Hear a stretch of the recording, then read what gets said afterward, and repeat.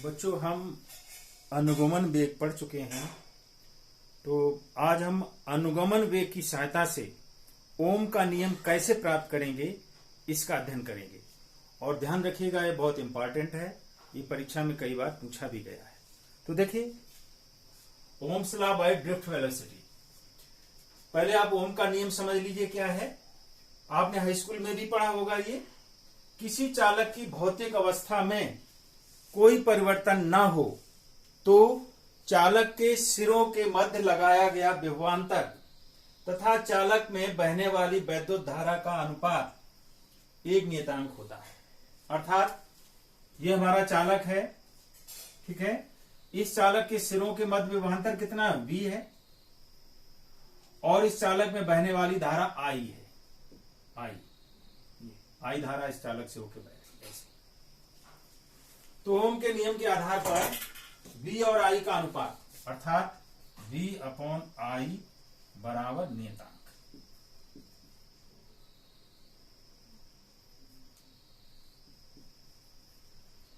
इसे आप पीछे भी पढ़ चुके हैं। इसी नियतांक को हम चालक का प्रतिरोध भी कहते हैं।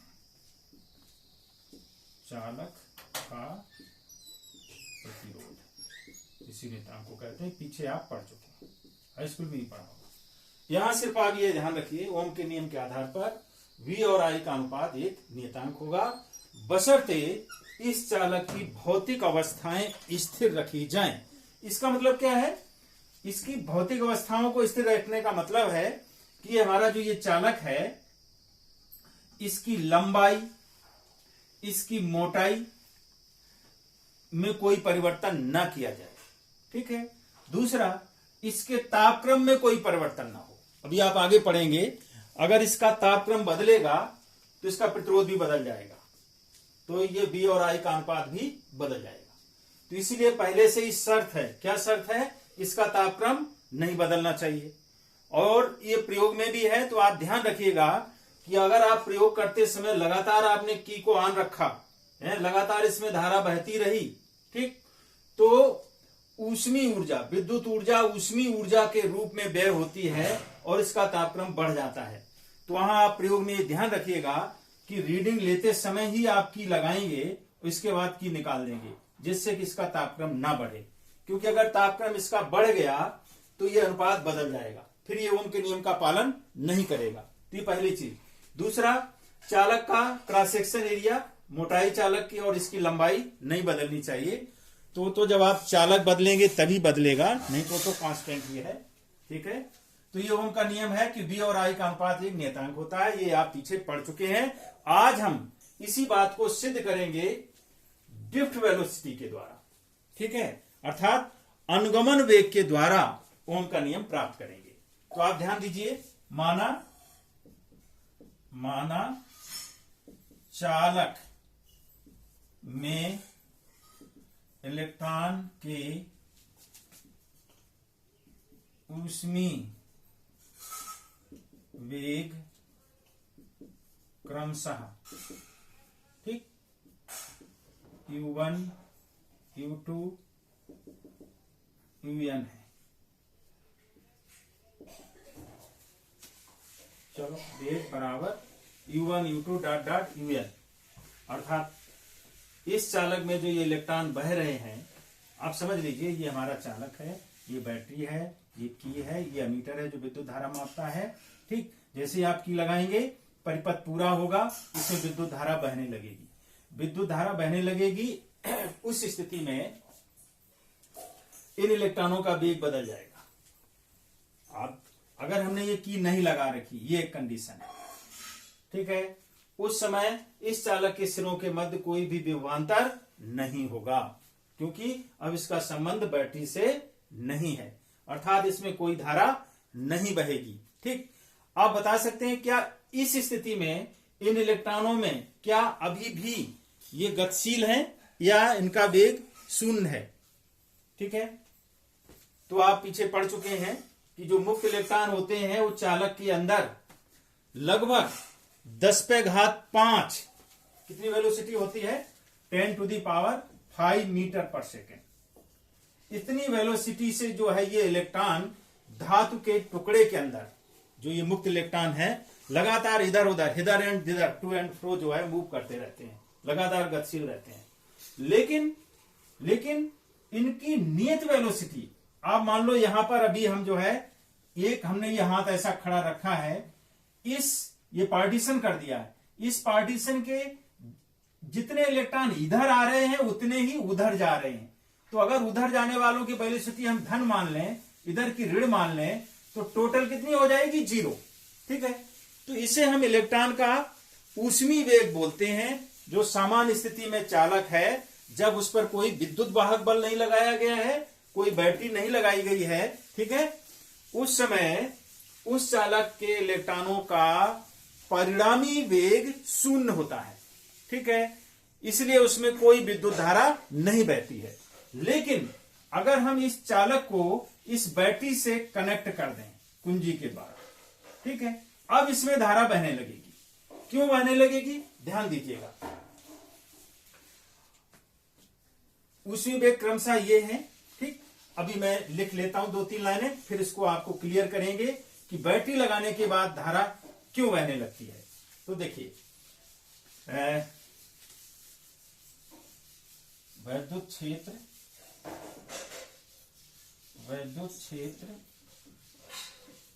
ई लगाने पर इलेक्ट्रॉन्स में उत्पन्न त्वरण बराबर E। ठीक, अर्थात जैसे बैटरी लगाई जाएगी तो ये चालक की लंबाई है, इसके मध्य वैद्युत क्षेत्र E पैदा हो जाएगा। इस E का मान कितना होगा? V/L। सिरों का विभवांतर V और इसकी लंबाई L है।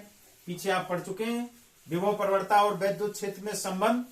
तो इसके मध्य कितना E पैदा होगा, अर्थात कितनी वैद्युत क्षेत्र की तीव्रता पैदा होगी? E = V/L। अब जब वैद्युत क्षेत्र लग गया, इसमें वैद्युत क्षेत्र लग गया माने अब इस प्रत्येक इलेक्ट्रॉन पर जो है वैद्युत क्षेत्र E के कारण एक बल लगेगा। ठीक है, अब इस बल के कारण इलेक्ट्रॉनों में त्वरण पैदा हो जाएगा। तो ये इलेक्ट्रॉन त्वरित होकर के अब एक निश्चित दिशा में टू एंड फ्रो गति करते हुए एक निश्चित दिशा में ऋण विभव से या निम्न विभव से उच्च विभव की ओर, अर्थात इस दिशा में, ये धन है, ये धन सिरा है, ये ऋण सिरा है, तो ये उच्च विभव पर है, ये निम्न विभव पर है। तो ये इलेक्ट्रॉन जो है उच्च विभव की ओर इस दिशा में जो है गतिशील हो जाते हैं।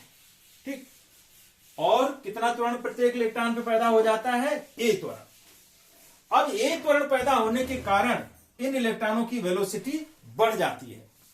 लेकिन ऐसा नहीं होता है कि इलेक्ट्रॉन सीधा यहां से ऐसे सीधे भाग चले। होता क्या है वास्तव में कि इलेक्ट्रॉन जैसे सीधे चलने को होता है, मान लो इलेक्ट्रॉन ऐसे आ रहा है, तो यहां कोई परमाणु होगा, तो ये इस परमाणु से टकराएगा, जिसका डायरेक्शन चेंज हो जाएगा। तो टक्कर के कारण ये अपनी वेलोसिटी खोते रहते हैं। ठीक, लेकिन फिर भी एक नियत वेलोसिटी से ये आगे बढ़ते हैं, जिसको हम बोलते हैं ड्रिफ्ट वेलोसिटी, अनुगमन वेग। तो हम मान लेते हैं कि इलेक्ट्रॉनों के प्रत्येक टक्कर का समय इलेक्ट्रॉनों के द्वारा परमाणुओं के मध्य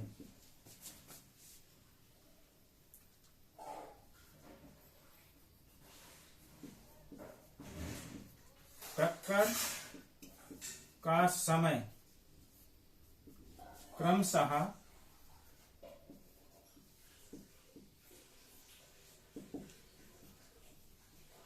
τ1, τ2, τn है। मान लो ये समय, तो इलेक्ट्रॉनों के वेग में वृद्धि कितनी होगी?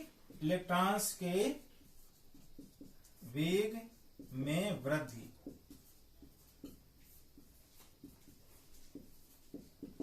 क्रमशः ये हो जाएगी A/τ1, A/τ2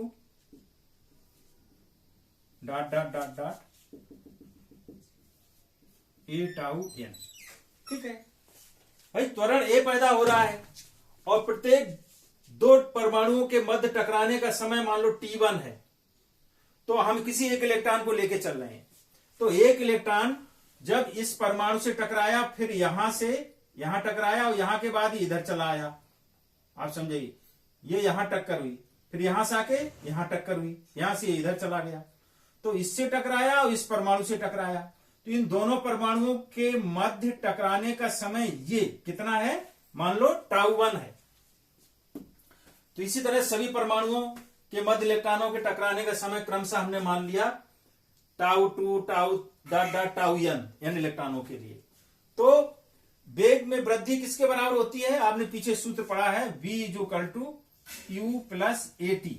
ठीक है, तो हम अगर मान लें कि इसके अनुगमन वेग में वृद्धि, प्रारंभिक वृद्धि 0 है, तो किस त्वरण से चल रहे हैं इलेक्ट्रॉन, a त्वरण से, और टकराने का समय कितना है दो टक्कर के मध्य का,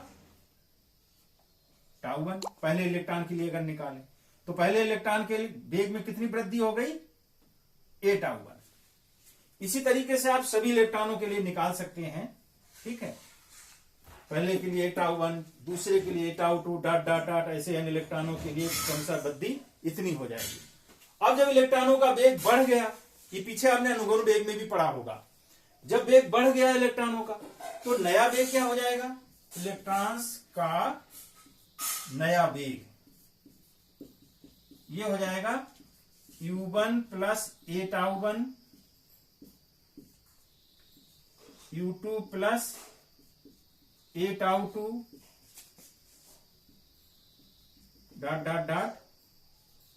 un + a τn।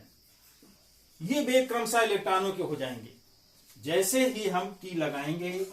ठीक है, सर्किट पूरा होगा तो इस चालक के सिरों के मध्य वैद्युत क्षेत्र E पैदा होगा। ध्यान दीजिएगा, परिपथ पूरा है, पहली शर्त जिसकी वजह से वैद्युत क्षेत्र E पैदा होगा। E पैदा होगा तो इलेक्ट्रॉनों पर बल लगेगा, इलेक्ट्रॉनों पर बल लगेगा तो इनमें गति पैदा होगी, त्वरण पैदा होगा। बल के कारण त्वरण पैदा होता है, कितना त्वरण पैदा होगा, a त्वरण पैदा होगा। तो इलेक्ट्रॉन होता क्या है कि परमाणु के मध्य टकराते रहते हैं, तो प्रत्येक दो टक्करों के मध्य का समय इलेक्ट्रॉनों का क्रमशः हमने मान लिया T1 τ1 τ2 ... τn है। तो पहले इलेक्ट्रॉन में कितना त्वरण पैदा हो जाएगा, त्वरण समय समान पैदा होता है, पहले इलेक्ट्रॉन में वेग वृद्धि कितनी हो जाएगी, a τ1। वेग वृद्धि बराबर होती है त्वरण गुणा समय, a गुणा τ1 a τ। दूसरे इलेक्ट्रॉन में a τ2 ... ऐसे n इलेक्ट्रॉनों के लिए हो जाएगा a τn। क्रमशः ऐसे इनके इतनी वृद्धि इलेक्ट्रॉनों में हो जाएगी। तो अब नए वेग इनके क्या हो जाएंगे, u1 वेग है पहले से उनका, इतनी वृद्धि हो गई तो पहले इलेक्ट्रॉन का वेग हो जाएगा u1 + a τ1। दूसरे इलेक्ट्रॉन का हो जाएगा u2 है पहले से दूसरे का, और वृद्धि हो गई a τ2, तो दूसरे का हो जाएगा u2 + a τ2। इसी तरह से सभी इलेक्ट्रॉनों के वेग क्रमशः इतने हो जाएंगे। अब इन इलेक्ट्रॉनों के औसत वेग क्या हो जाएंगे, तो देखो औसत वेग समझने के लिए हम ऊपर थोड़ा सा ये साफ कर दे रहे हैं, जगह होगी तभी बता पाएंगे। ओम के नियम को हम साफ कर दे रहे हैं, ये आपको पता भी है। ठीक है, इसको साफ करता हूं। ये देखो, यहां लिखो समस्त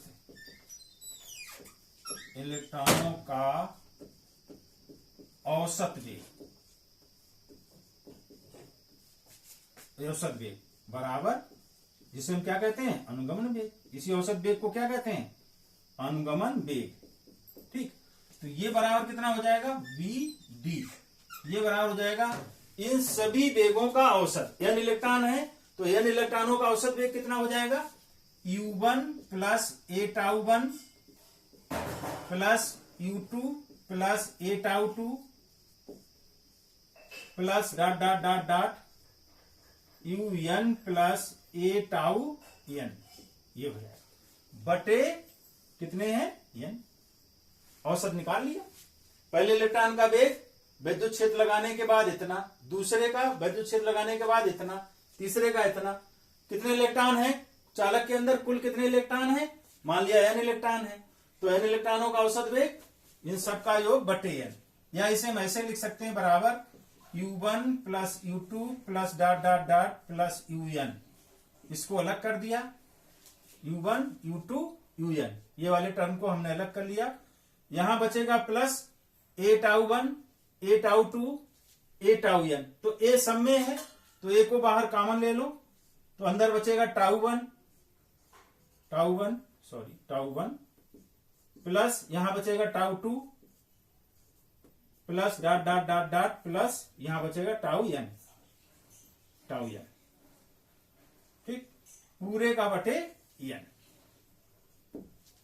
अब जरा ध्यान दो, ये बराबर हो जाएगा, अगर इस पूरे बटे n को है अलग अलग डिवाइड कर दें तो ये हो जाएगा हमारा इस तरीके से, अगली लाइन बचा रहा हूं मैं, प्लस बटे n और ये बटे n। अब ये क्या हो गया, U1 plus U2 plus dot dot plus UN बटे n, अर्थात समस्त इलेक्ट्रॉनों का ऊष्मीय वेग, जिसका औसत कितना हो जाएगा, 0। अभी थोड़ी देर पहले मैंने बताया कहीं पर भी अगर हम क्रॉस सेक्शन एरिया बना के यहां से अगर हम चेक करें, ठीक, तो इस पार्टीशन के जितने इलेक्ट्रॉन उधर जा रहे होंगे उतने ही इधर आ रहे होते हैं। कब, जबकि हमने ये के नहीं लगाया है। सामान्य स्थिति में इलेक्ट्रॉन धातु के अंदर, चालक के अंदर लगातार इधर उधर ऐसे गति करते रहते हैं, टू एंड फ्रो। ठीक है, कोई निश्चित डायरेक्शन नहीं होता है। किसी एक ही समय में जितने इलेक्ट्रॉन इस साइड को जा रहे होते हैं उतने ही इलेक्ट्रॉन उधर से इधर को आ रहे होते हैं, तो उनका जो औसत वेग है वो शून्य हो जाता है। औसत वेग शून्य होने के कारण ही सामान्य स्थिति में, जबकि बैटरी नहीं लगाई गई है, चालक में कोई धारा नहीं बहती है। ठीक है, तो ये हमारा 0 हो गया। अब इस पे विचार करते हैं, ये क्या है, इलेक्ट्रॉनों की सभी टक्करों का औसत समय, tau 1 plus tau 2 plus dot dot tau n बटे n। इस औसत समय को हम क्या बोलते हैं, श्रांति काल। श्रांति काल अर्थात चालक के अंदर सभी इलेक्ट्रॉनों के टकराने का, दो टक्करों के मध्य का जो औसत समय है वो श्रांति काल कहलाता है। इसे हम टाउ से रिप्रेजेंट करते हैं। तो ये हमारा हो जाएगा ए ये आ गया, और इतनी इसकी वैल्यू क्या हो जाएगी, टाउ, ए टाउ। तो वीडी बराबर आ गया हमारा ए टाउ। अब नीचे साफ कर दीजिए, थोड़ा सा बड़ा है ये, घबराइए नहीं, आप शांति से करते जाइए। समझ लिया फिर आपको कठिन नहीं लगेगा, और समझने में गलती की और पीछे का कॉन्सेप्ट क्लियर नहीं है, अनुगमन वेग क्या है, श्रांति काल क्या है, अगर ये क्लियर नहीं है तो फिर आपको समझने में मुश्किल होगी। तो ये हमारा आ गया VD is equal to A tau. शब्दों में लिख सकता हूं मैं यहां पर इस तरीके से, अनुगमन वेग, अनुगमन वेग, अनुगमन वेग बराबर त्वरण, वैद्युत क्षेत्र लगाने पर त्वरण गुणा श्रांति काल, श्रांति काल। ठीक है, ये सूत्र हो गया हमारा। अब यहां से अगर हम देखें ए का मान किसके बराबर होगा, यहां से देखिए VD बराबर हमारा हो जाएगा A इंटू टाउ। तो A बराबर क्या हो जाएगा, F बटे M इंटू टाउ।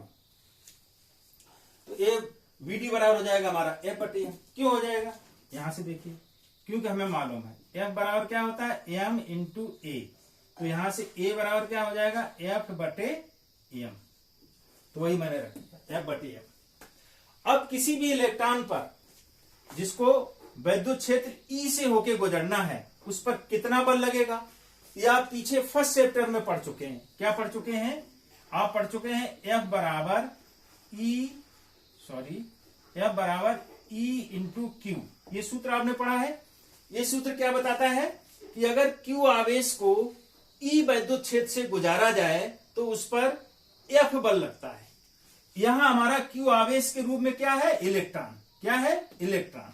तो यहां पर F बराबर क्या हो जाएगा हमारा, E इंटू क्यू। क्यू की जगह क्या आ जाएगा, E, एक इलेक्ट्रॉन का आवेश।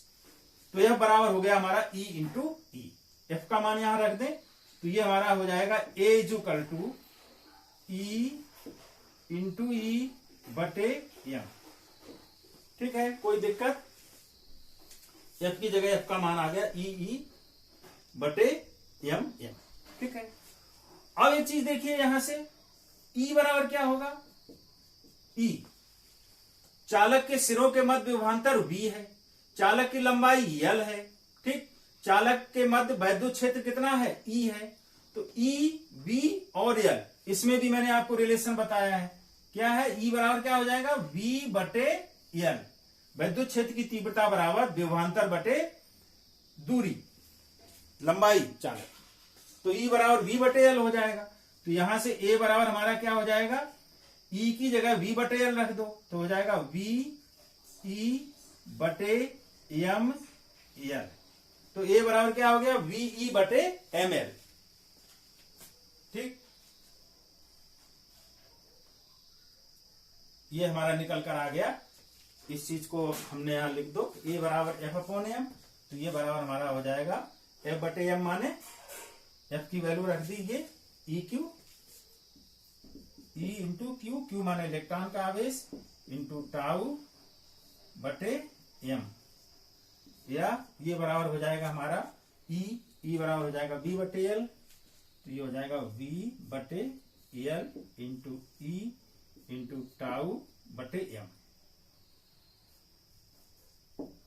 ठीक, तो यहां से हमारा आ जाएगा V D is equal to V E बटे एम एल, वी ई बटे एम एल इंटू टाउ।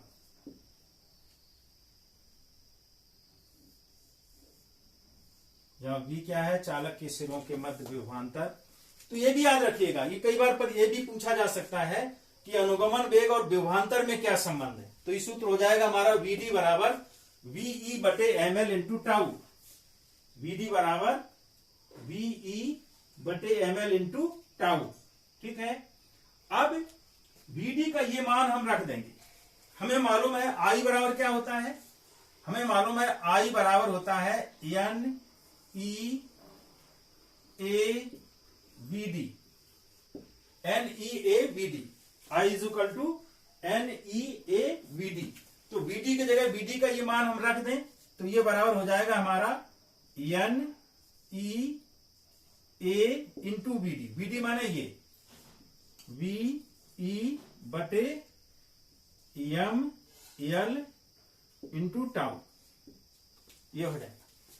ठीक, या इस पर विचार कीजिए, ये आई बराबर चल रहा है, जगह शॉर्टेज की वजह से मैंने लिख दिया है। चलो इसको ऊपर साफ कर लेते हैं थोड़ा सा। तो ये हमारा हो जाएगा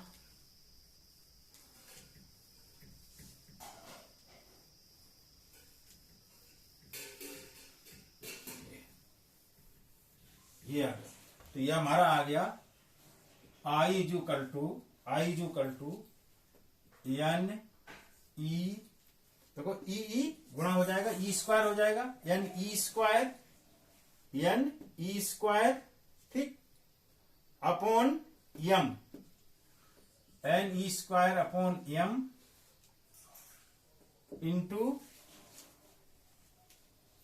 N E square upon M into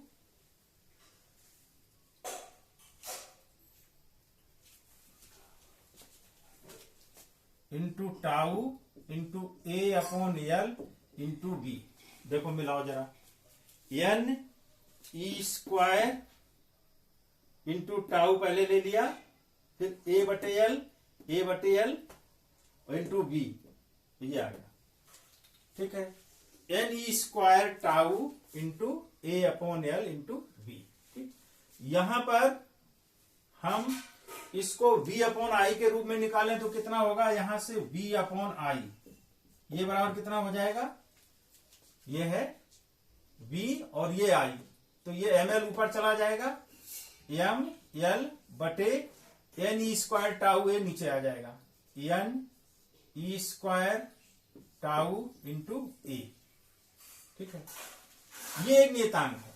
आप देखिए अगर चालक को ना बदला जाए, ठीक है, तो ये एम एल बटे N E square tau into A, ये कांस्टेंट रहेगा। M means mass of electron constant, L means चालक की लंबाई कांस्टेंट, एन चालक के अंदर एकांक आयतन में चालक के अंदर इलेक्ट्रॉनों की संख्या, ई इलेक्ट्रॉन का आवेश, टाउ श्रांति काल, ए चालक का क्रॉस सेक्शन एरिया, मोटाई का क्षेत्रफल। ठीक है, तो ये सारी चीजें कांस्टेंट रहेंगी बशर्ते चालक की भौतिक अवस्थाएं न बदली जाएं, अर्थात चालक का टेम्परेचर ना बदला जाए, चालक की लंबाई ना बदली जाए, चालक का क्रॉस सेक्शन एरिया ना बदला जाए, चालक का पदार्थ ना बदला जाए, अर्थात अगर आपने धातु बदल दी तो n बदल जाएगा, एकांक आयतन में इलेक्ट्रॉनों की संख्या n बदल जाएगी। तो ये सारी चीजें कांस्टेंट हैं, तो हम कह सकते हैं कि V upon I is equal to constant,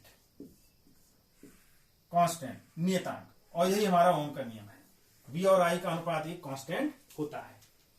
यह एक चीज और बता देता हूं कि ये जो हमारा कांस्टेंट है किसके बराबर होता है, प्रतिरोध R के बराबर। तो यहां से हम लिख सकते हैं कि ये चीज जो है प्रतिरोध को व्यक्त करती है, अर्थात R is equal to M L upon N E square tau into A. ठीक, या R बराबर M L upon N E square tau into L upon A. Further अगर इसको हम फिर एक कांस्टेंट मान लें, अगर चालक की लंबाई ना बदलें, चालक का क्रॉस सेक्शन एरिया ना बदलें, तो ये जो है ये चीज पूरी तरह से कांस्टेंट है, एम एन ई टाउ। तो इसको मान लेंगे R इज इक्वल टू रो, इसे नियतांक मान लिया रो इंटू एल अपॉन ए। इस रो को जो है चालक का हम विशिष्ट प्रतिरोध कहते हैं। ध्यान रखना, ये हमारा पहला हेडिंग खत्म हो गया। अब यहां से हम विशिष्ट प्रतिरोध बता रहे हैं, तो यहां से रो बराबर क्या हो जाएगा, M over N E square tau. इसे हम चालक का विशिष्ट प्रतिरोध कहते हैं। ये भी यहां से आप याद रखिए, बड़ा हो जा रहा है, मैं इसको खत्म कर देता हूं। ओह।